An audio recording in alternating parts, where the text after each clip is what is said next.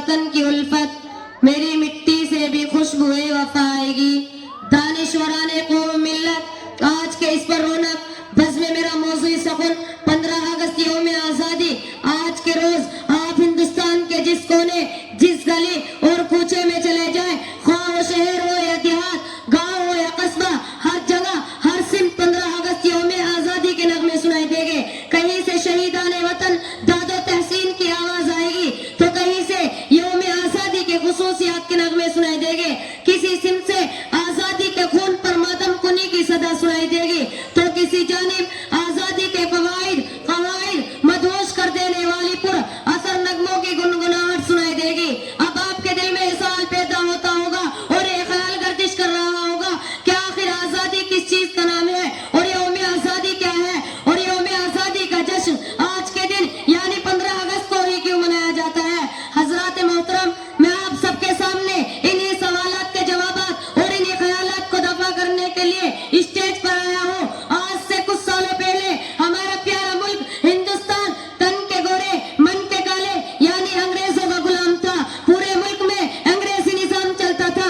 अंग्रेजी पार्लियामेंट ने सन 1935 में एक दस्तूरनामा तैयार किया और पूरे मुल्क में उसको नाफिज कर दिया। इसी दस्तूर के मुताबिक आजादी हिंद तक अमल दरामद होता रहा। लेकिन जब हमारा प्यारा मुल्क हिंदुस्तान सन 1947 में अंग्रेजी जालिम के पंजे से आजाद हुआ और हमारे बुजुर्गों की ख्वाब की तकमील हुई और मुजाहिदीन वतन के बहने वाले खून की आवाज जारी रंग लाई, तब ये मुल्क आजाद मुल्क में शुमार किया जाने लगा।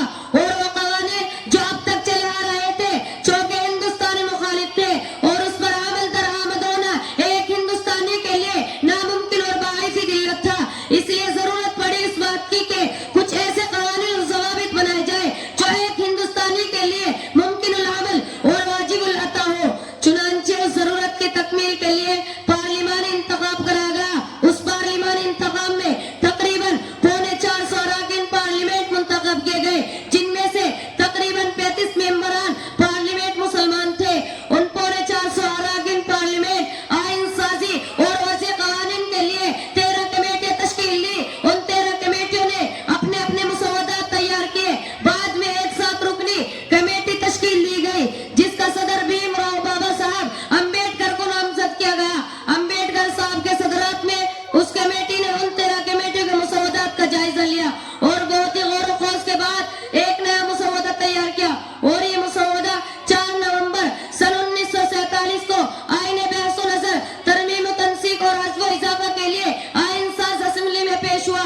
जनवरी सन 1948 को ये मुसव्वदा हम लोगों के लिए शाये कर दिया गया। तरमीम व तनसीक के लिए 2000 से ज़ायद तजावीज़ मौसूल हुए। तरमीम व तनसीक और हज़्व व इजाफा के बाद फिर ये मुसव्वदा 26 नवंबर सन 1949 को कानून साज असेंबली यानी पार्लियामेंट में पेश हुआ और तमाम लोगों ने इस पर रजामंदी का इजहार किया। लेकिन ये दस्तूर अभी नाफिज नहीं हुआ था। 26 जनवरी सन 1950 को एक मरतबा फिर इजलास का इनेकाद हुआ जिसमें तकरीबन तमाम अरकान पार्लियामेंट ने उसी दस्तूर से इत्मीनान हासिल करते हुए दस्तखत किए और 26 जनवरी सन 1950 को इस दस्तूर 26 जनवरी सन 1950 को यह ऐलान कर दिया गया कि मुल्क में यह दस्तूर चलेगा। मुल्क के हर बाशिंदे को इस दस्तूर की पाबंदी करनी होगी। इस दस्तूर के तहत यह मुल्क जमहूरी मुल्क है और जमहूरी होने का मतलब यह है कि इस मुल्क के हर शहरी और बाशिंदे को बुनियादी हुकूक दिए गए हैं। हर शख्स को अपने मजहब और रस्म व रिवाज के मुताबिक जिंदगी गुजारने की मुकम्मल आजादी है। इस मुल्क में रहने सहने और खाने पीने की मुकम्मल आजादी है। उस मुल्क के हर बाशिंदे को हर चीज में मसावी और बराबरी का हक है। मैं इन्हीं चंद बातों पर अपनी बात खत्म करना चाहता हूँ। व आखिर दावाना अनिल हम्दुलिल्लाहि रब्बिल आलमीन।